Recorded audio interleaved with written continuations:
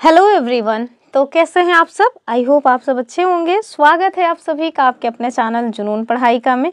चलिए, हम लोग जो जुलाई में सीटेट होना है, या ज़्यादा संभावना है कि अब वो सीटेट अगस्त में होगा, तो उसके लिए ईवीएस के टॉपिक देख रहे हैं। ईवीएस के प्रीवियस ईयर क्वेश्चन और एनसीईआरटी के कुछ नए क्वेश्चंस का हम लोग प्रैक्टिस सेट कर रहे हैं। हमने 2 प्रैक्टिस ऑलरेडी कर लिया है, तीसरे प्रैक्टिस सेट की आज बारी आई है।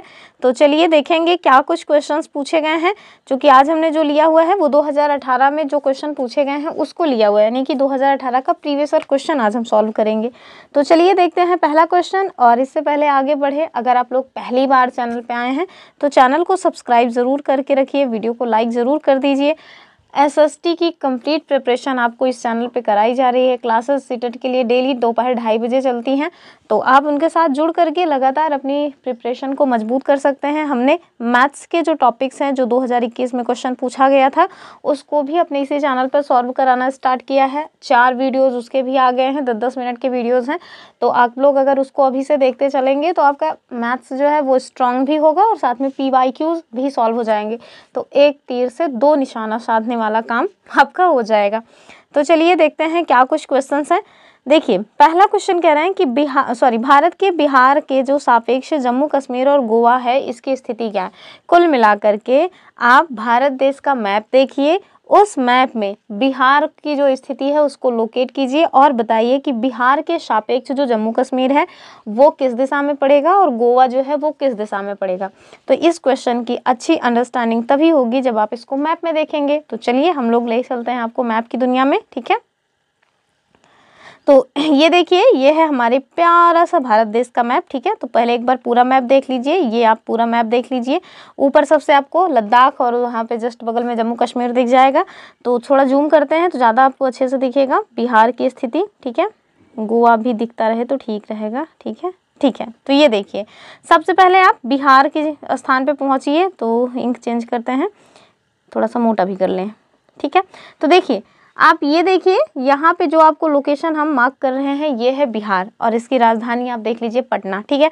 आपसे बिहार के सापेक्ष सबसे पहले जम्मू कश्मीर की स्थिति देखिए, पूछी गई है। तो आप देखिए कि जम्मू कश्मीर कहाँ है, ये जो स्थिति है ये जम्मू कश्मीर की है। अगर आप बिहार के सापेक्ष जम्मू कश्मीर की स्थिति देखेंगे तो इसकी लोकेशन कैसे पड़ेगी, तो इसके लिए आपको चारों दिशाओं के साथ साथ जो 8 दिशाएँ हम लोग मानते हैं उसका ज्ञान होना चाहिए। तो आप देखिए, ये है हमारा नॉर्थ, ये है ईस्ट, ये है साउथ, ये है वेस्ट, ठीक है। तो आप देखिए नॉर्थ वेस्ट में पड़ेगा हमारा क्या, जम्मू कश्मीर, ठीक है। तो नॉर्थ वेस्ट में क्या पड़ रहा है, जम्मू कश्मीर पड़ रहा है, ठीक है। जम्मू कश्मीर कहाँ पड़ रहा है, नॉर्थ वेस्ट, अर्थात नॉर्थ मतलब होता है उत्तर, वेस्ट मतलब होता है पश्चिम। तो उत्तर पश्चिम बिहार के सापेक्ष जम्मू कश्मीर की जो स्थिति है वो आपको कहाँ दिखाई पड़ रही है, तो नॉर्थ वेस्ट अर्थात उत्तर पश्चिम में, ठीक है। ऐसे ही आप गोवा की तरफ आ जाइए, तो ये जो स्थिति है ये गोवा की है, ठीक है। गोवा की स्थिति है, गोवा की राजधानी है पणजी।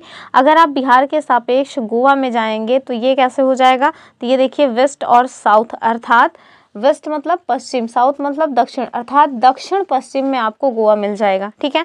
तो क्या देखा हमने कि भारत देश के भीतर बिहार के सापेक्ष जो जम्मू कश्मीर की स्थिति है वो कहाँ है, वो हमारा उत्तर पश्चिम में है, जबकि गोवा की जो स्थिति है वो दक्षिण पश्चिम में है, ठीक है। तो चलिए देखेंगे इसका जो मतलब आंसर है वो क्या हो जाएगा। तो देखिए क्या हो जाएगा, उत्तर पश्चिम और दक्षिण पश्चिम। उत्तर क्या है, तीसरा वाला सही हो जाएगा। तो मैप पे थोड़ा अंडरस्टैंडिंग बना लीजिए, हर साल इस तरह के मैप बेस्ड क्वेश्चन पूछे जा रहे हैं आजकल। अगले क्वेश्चन की बात करेंगे। और देखिए, बहुत डीप में तो पूछते नहीं कि एक एक सिटी की जो है आपको एक एक गांव के बारे में जानना है, नहीं, कम से कम जो हमारे 28 स्टेट्स और 8 यूनियन टेरिटरीज है ना, उनके बारे में आपको जानकारी होनी चाहिए, उनकी स्थिति कहाँ है ये सब आपको पता होना चाहिए। नेक्स्ट क्वेश्चन की तरफ मूव ऑन करेंगे। कह रहे हैं कि वाष्पीकरण की प्रक्रिया निम्नलिखित में से किस स्थिति में सबसे ज़्यादा कम होगी, अर्थात सबसे धीमी कब होगी वाष्पीकरण की जो प्रक्रिया है वो। ऑप्शंस देखें, सतह क्षेत्र और तापमान दोनों में वृद्धि। तो टेम्परेचर बढ़ता है तो आप जानते हैं कि मतलब जो वाष्पीकरण है वो तेज़ी से होता है। सतह क्षेत्र बढ़ता है लेकिन तापमान घटता है, सतह क्षेत्र घटता है लेकिन तापमान बढ़ता है, नहीं।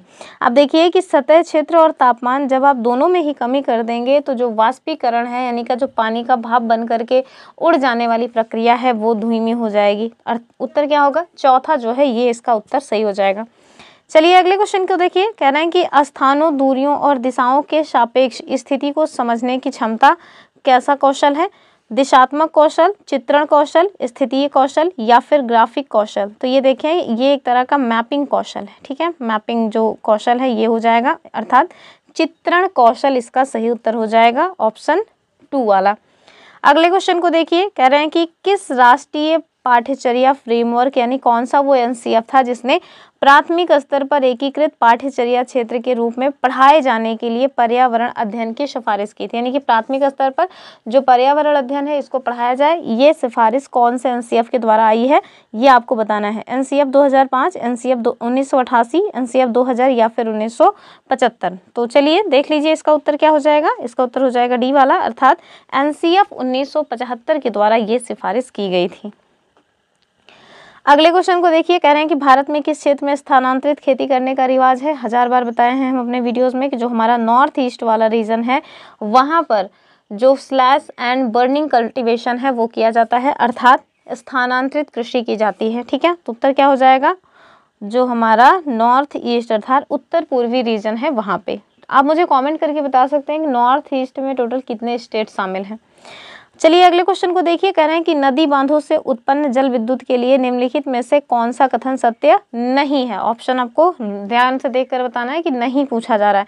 तो जो हमारा हाइड्रो इलेक्ट्रिक मतलब पावर प्लांट लगता है ना, उसके बारे में ये क्वेश्चन बना हुआ है, ठीक है। चलिए देखेंगे, कह रहे हैं कि बांध टिकाऊ विकास को प्रोत्साहित करते हैं, तो बात तो ठीक है। ये पानी या हवा को प्रदूषित नहीं करता है, तो ये बात भी ठीक है। कह रहे हैं कि अगले पॉइंट को देखिए, कह रहे हैं कि जल विद्युत सुविधाओं से बड़े पर्यावरणीय प्रभाव हो सकते हैं, तो बड़े पर्यावरणीय प्रभाव हो सकते हैं, सही बात है। कह रहे हैं कि बांध स्वदेशी लोगों को अपनी जीवन रेखा से अलग करते हैं, तो ये बात भी सही है। हमको बताना है गलत क्या है, कि बांध जो है वो टिकाऊ विकास को प्रोत्साहित करते हैं। देखिए यही गलत हो जाएगा, ठीक है। ये वाला इसका उत्तर नहीं होगा, यही वाला रॉन्ग हो जाएगा कि नदी बांधों से उत्पन्न जो जल विद्युत है इसके लिए कौन सा कथन सत्य नहीं है, तो पहला वाला ही सही है, मतलब पहला वाला ही रॉन्ग है कि जो बांध हैं वो टिकाऊ विकास को प्रोत्साहित करते हैं, ये बात गलत हो जाएगी, ठीक है, ऑप्शन 1। अगला क्वेश्चन देखिए, कह रहे हैं कि निम्नलिखित में से कौन सी ग्रीन हाउस गैस से हैं, तो ग्रीन हाउस गैस से बहुत क्वेश्चन पूछा जाता है, मतलब बहुत इंपॉर्टेंट है। कार्बन डाइऑक्साइड, तो ये तो भैया ग्रीन हाउस गैस है, ग्रीन हाउस गैस को GHG बोलते हैं शॉर्ट में, ठीक है। मीथेन, तो मीथेन भी है। जलवाष्प या उपरोक्त सभी, तो भैया सभी के सभी सत्य हो जाएंगे, ठीक है। यानी कि ग्रीन हाउस गैस में आपको CFC भी मिलेगी, जलवाष्प भी मिलेगी, मीथेन भी मिलेगी, CO2 भी मिल जाएगी। और सपोज दैट आपसे पूछ लें कि जो मतलब कि ऑक्सीजन है वो ग्रीन हाउस गैस है कि नहीं, तो भैया ग्रीन हाउस गैस में ऑक्सीजन जो है वो शामिल नहीं होती है, ठीक है। अगला क्वेश्चन देखें, कह रहे हैं कि भारत में ठंडे रेगिस्तान मानसून से प्रभावित क्यों नहीं होते। जब हमने एग्जाम दिया था 2020 में, तो उसमें ना हिंदी वाला जो सेगमेंट आता है, सॉरी हिंदी वाला नहीं, संस्कृत वाला जो सेगमेंट आता है, हमने एक बार संस्कृत से दिया हुआ है एग्जाम, एक बार इंग्लिश से दिया, दोनों का ही जो है हमारे पास एक्सपीरियंस है। तो जब संस्कृत वाला जो सेक्शन था उसमें ना हिमालय को लेकर के एक पैसेज दिया हुआ था, तो उस पैसेज से ही मैंने पहली बार ये चीज़ देखा था कि आखिर वो कौन सा रीज़न है, मतलब कि कौन सा कारक है जिसकी वजह से हमारे यहाँ जो सर्द वाली हवाएं हैं वो नहीं आ पाती हैं, ठीक है। तो चलिए देखेंगे, कहना है ठंडे रेगिस्तानों में गर्मियाँ और बेहद ठंडी सर्दियाँ होती हैं। दूसरा, ठंडा रेगिस्तान हिमालय की वृष्टि छाया में होता है।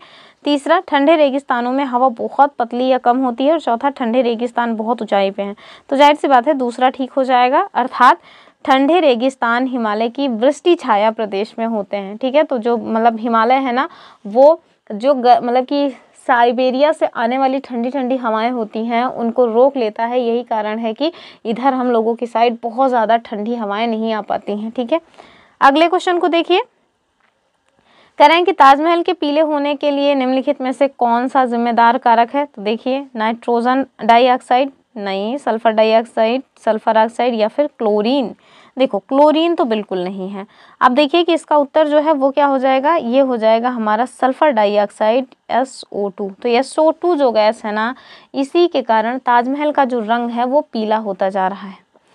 चलिए अगले क्वेश्चन को देखिए, कह रहे हैं गोलकुंडा का किला किसने बनवाया था। ऑप्शन देखें, चोल राजवंश ने, चालुक्य राजवंश, काकतीय राजवंश या फिर पल्लव राजवंश। तो काकतीय राजवंश की जो महारानी थी जिनके बारे में बहुत चर्चाएं होती, एक मूवी भी बन चुकी है, काकतीय राजवंश से संबंधित कौन थी, तो रानी रुद्रमा देवी जी, रानी रुद्रमा देवी जी। हालांकि आपसे कह रहे हैं कि गोलकुंडा का किला किसने बनवाया था, तो गोलकुंडा का जो किला है वो देखिए कि काकतीय राजवंश के द्वारा ही बनवाया गया था। अब रानी रुद्रमा देवी जी ने बनवाया था तो ऐसी बात नहीं है, उन्होंने नहीं बनवाया था, लेकिन बनवाया उन्हीं के वंशजों ने था, ठीक है, यानी कि काकतीय राजवंश के द्वारा बनवाया गया था गोलकुंडा का किला। चलिए अगले क्वेश्चन को देखिए। तो पहले देखिए 2018-19 तक क्वेश्चंस बहुत टफ पूछे जाते हैं, हालांकि आज भी टफ पूछा जाता है, लेकिन आज ना एक फिक्स पैटर्न हो गया है उनका कि हम एनसीईआरटी से ही क्वेश्चन पूछेंगे, ईवीएस जो हमारी 3rd से 5th तक की है उसको पूछ लेंगे, कुछ क्वेश्चन ज्योग्राफी से पूछ लेंगे। पहले देखिए मतलब साइंस के भी, ज्योग्राफी के भी, ईवीएस के भी, सबके मिक्स्ड क्वेश्चन पूछे जाते थे। तो चलिए देखेंगे, कह रहे हैं कि 15 ग्राम पर ml घनत्व और 3 ml आयतन वाले किसी वस्तु का द्रव्यमान क्या होगा। तो भैया इसका जो सही उत्तर है वो हो जाएगा हमारा ऑप्शन 2 अर्थात 45 ग्राम, ठीक है।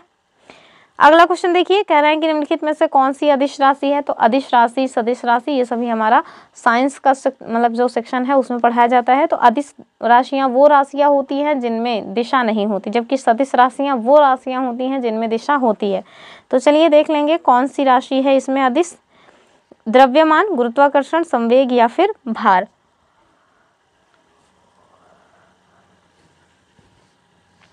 तो आप देखिए कि जो द्रव्यमान है ना वो एक अदिश राशि है, ठीक है, द्रव्यमान।